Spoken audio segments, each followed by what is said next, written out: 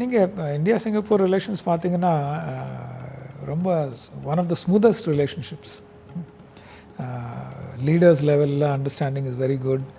Prime minister 2018 வந்தார். அதுக்கு முன்னாடி கூட ரெகுலர் விசிட்ஸ்லாம் வந்து நல்ல ஃப்ரீக்வன்சியில் நடந்துட்டு இருந்தது.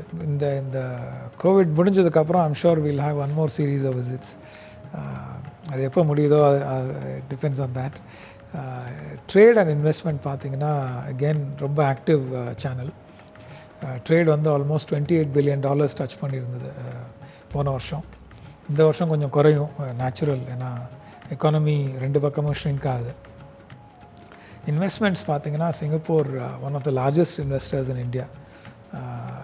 ஒரு போன 20 வருஷத்தில் ஐ திங்க் $100 பில்லியன் இந்தியாவில் இன்வெஸ்ட் பண்ணியிருக்கு. இப்போ கூட நான் வந்து ஒரு 2 monthsல நிறையா சிங்கப்பூரியன் கம்பெனிஸ்லாம் மீட் பண்ணியிருக்கேன். Kind of investment interest there is ரொம்ப இம்ப்ரெசிவ். நிறையா புது ப்ராஜெக்ட்ஸ்லாம் வந்து எக்ஸைட்மெண்ட் க்ரியேட் பண்ணிகிட்ருக்கீங்க. அது ஒரு ரொம்ப இம்பார்ட்டண்ட் ஆப்பர்ச்சுனிட்டி. அதை I will be focusing on that. இங்கே வர 2-3 வருஷத்தில் நான் இங்கே culture, people to people contacts, அதை இன்னும் இம்ப்ரூவ் பண்ணணும். கனெக்டிவிட்டி, ஏர்லைன்ஸ், டெஸ்டினேஷன்ஸ்லாம் இன்னும் இன்க்ரீஸ் பண்ணணும். அது ஒன்று. Defence, Singapore has always believe that India வந்து it is a net contributor to regional security. அதனால் டிஃபென்ஸ் ரிலேஷன்ஷிப்பெல்லாம் இம்ப்ரூவ் பண்ணணும். Training, joint exercises, support, logistics, அதெல்லாம் பார்த்திங்கன்னா வெரி வெரி குட் ஆப்பர்ச்சுனிட்டி. கோஆப்ரேஷனும் ரொம்ப நல்லா நடந்துகிட்ருக்கு. ஸோ இதெல்லாம் வந்து standard areas of a good bilateral relationship. Already it is doing very well, but we should make it even stronger. என்னென்னா சீகா வந்து it's a comprehensive agreement that deals with goods trade and services trade and investment. அதனால தான் அதை comprehensive economic cooperation அக்ரிமெண்ட்னு சொல்கிறோம். Goods ட்ரேடில் வந்து Singapore anyway has a surplus. Singapore exports more to India than India exports to. So ஒரு பக்கம் gain இருந்தால் அடுத்த பார்ட்டிக்கு இன்னொரு பக்கம் கெயின் இருக்கும். So India is stronger in some parts of services like IT etcetera. நீங்கள் பார்த்தீங்கன்னா any agreement there should be a balance of interest from both parties, and I'm sure there are. சிங்கப்பூரோட strengths எங்கே இருக்கோ அங்கே Singapore will do better. இந்தியாவோட strengths எங்கே இருக்கோ அங்கே இந்தியா வில் டூ பெட்டர். அக்ரிமெண்ட்டோட நோக்கமே அதுதான். Nobody will sign an agreement where only one side gains on all aspects of the agreement. But that said, there are perceptions in Singapore. India வந்து unduly gain பண்ணுது சர்வீஸில் அப்படின்னு சொல்லி. But I'm sure சிங்கப்பூரோட government வந்து grass roots லெவலில் feedback pick up பண்ணுறதுல, problems எல்லாம் வந்து ஏர்லியாக ஐடென்டிஃபை பண்ணி அதுக்கு சொல்யூஷன் கண்டுபிடிக்கிறதுல it's always been administratively very efficient. I'm sure they will find a solution to handle this perception while at the same time preserving Singapore's advantage as an open economy, as a wonderful land of opportunity for professionals from all over the place. அதுதான் சிங்கப்பூரோட strength over the years. போன 50-60 வருஷத்தில் அதனால தான் Singapore is where it is, well ahead of the rest of the region. So it is a challenge to find the right balance, but I am confident that the Singapore government will do the right thing, find the right balance. நீங்கள் Indian foreign பாலிசியை நீங்கள் broadly எடுத்துக்கிட்டிங்கன்னா India வந்து யாருக்குமே அகென்ஸ்டாக aggression பண்ணுறதில்ல. நம்மளோட போஸ்டரே வந்து defensive தான். But at the same time it's a large country, it's a very proud country. Territorial இன்டெகிரிட்டியை வேறு யாராவது அஃபெக்ட் பண்ணாங்க அப்படின்னா we will defend ourselves. அது ரொம்ப நேச்சுரல். சைனாவோட almost 30 years we've had a peaceful border, and on the basis of that peace we have developed other aspects of the relationship. Economic and trade relationship பார்த்தீங்கன்னா hugely develop ஆயிருக்கு. Almost 80-90 billion வரைக்கும் bilateral trade வந்து it has gone up. அது ஒன்று.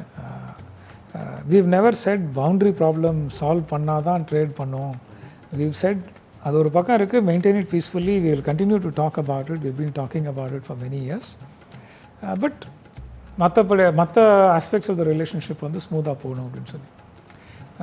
Economy போயிட்டுருக்கு, Chinese companies have been investing in India, சில கம்பெனிஸ்லாம் இந்தியாவில் மேனுஃபேக்சரும் பண்ணிகிட்ருக்கு, எஸ்பெஷலி மொபைல் ஃபோன்ஸ், ஸ்டார்ட் அப்பெல்லாம் வந்து Chinese companies have been financing.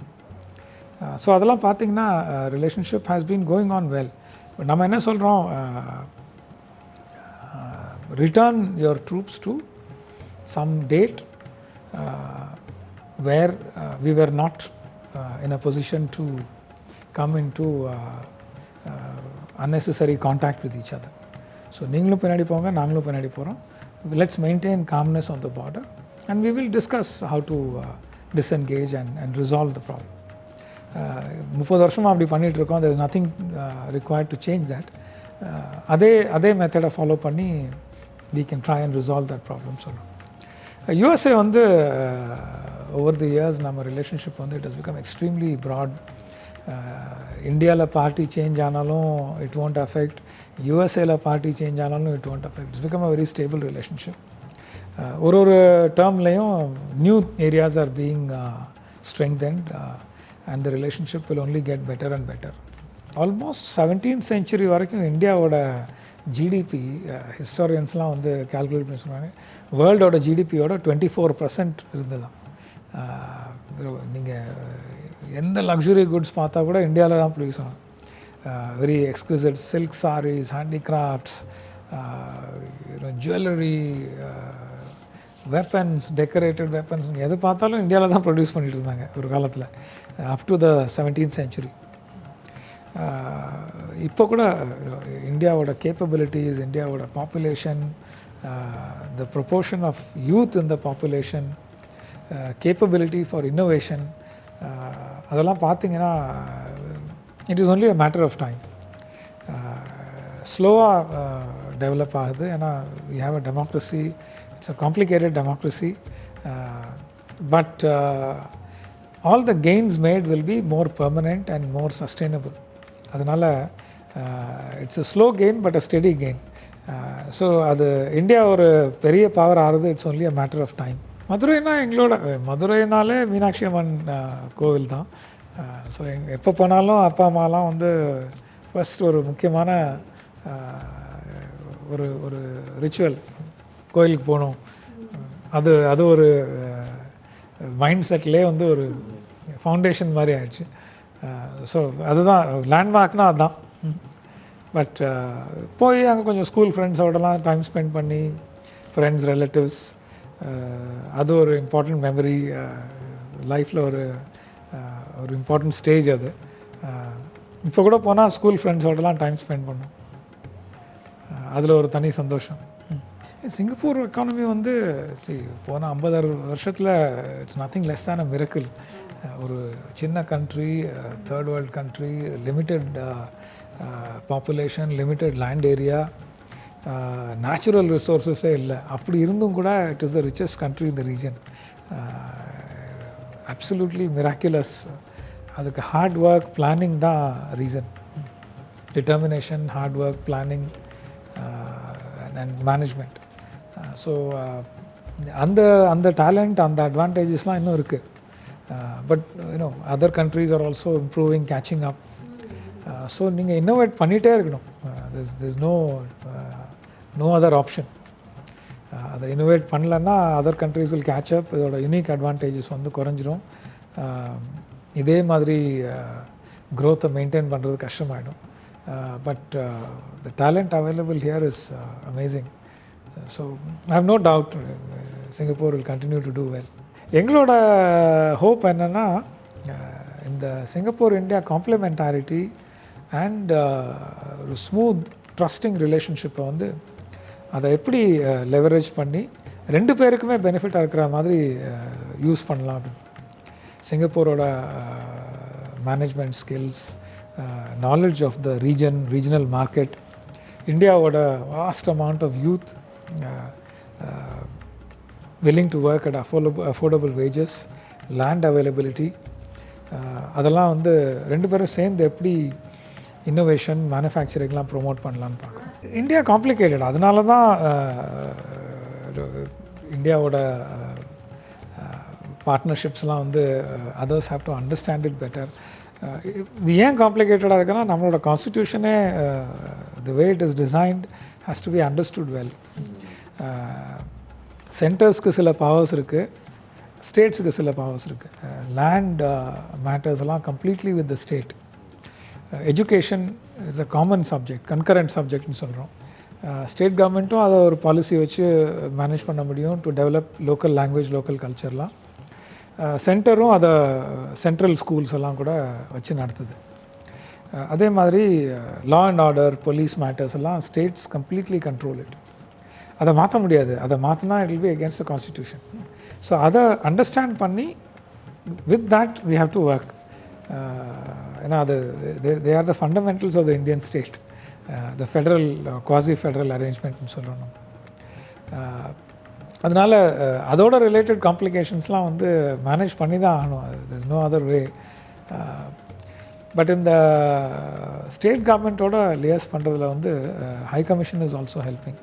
For example இப்போ தமிழ்நாட்டில் வந்து 2-3 ப்ராஜெக்ட்ஸ் வந்துட்டுருக்கு. ஒரு புது ப்ராஜெக்ட் தமிழ்நாடு கவர்மெண்ட் என்ன பண்ணுறாங்கன்னா, நைட் சஃபாரி ஒன்று they want to develop Vandalur outside Chennai. அதுக்கு வந்து சிங்கப்பூரோட கோஆப்ரேட் பண்ணுறதுக்கு இன்வெஸ்ட்மெண்ட் அண்ட் கன்சல்டன்சி அது மாதிரி ஏதாவது ஆப்பர்ச்சுனிட்டி எக்ஸ்ப்ளோர் பண்ணோம். கரண்ட்லி இப்போ அது ஒரு ப்ராஜெக்ட் பண்ணிகிட்ருக்கோம். இன்னொரு கம்பெனி சிங்கப்பூரில் they want to develop some logistics facility in Hyderabad. அதுக்கு வந்து ஸ்டேட் கவர்மெண்ட்டோட பேசுகிறாங்க. என்னோட கொலீக்ஸ், பேட்ச்மேட்ஸ் எல்லாம் யூஸ் பண்ணி ஃபெசிலிட்டேட் பண்ணுறோம். அந்த மாதிரி கவர்மெண்ட் நெட்வொர்க்ஸ் யூஸ் பண்ணி அதை ஃபெசிலிட்டேட் பண்ண முடியும். Generally the safe thing for foreign parties, foreign counterparts to deal with India is politics avoid பண்ணி போகிறது பெட்டர். ஆர் ரெண்டு பேரும் பொலிட்டிக்கலி ரெண்டு சைடு விடவே நல்ல ரிலேஷன்ஸ் வச்சுக்கிறது பெட்டர். ஸோ தட் ஒரு இன்சூரன்ஸ் பாலிசி மாதிரி இருக்கும். அது it's always a better idea to do that. But as high commission we are there to facilitate in any way. Sometimes unexpected results happen. இல்லை, இங்கே தமிழ் சமூகம் தான் இருக்கிறதுலே லார்ஜஸ்ட் ஷேர். அது இட்ஸ் எ ஃபேக்ட்.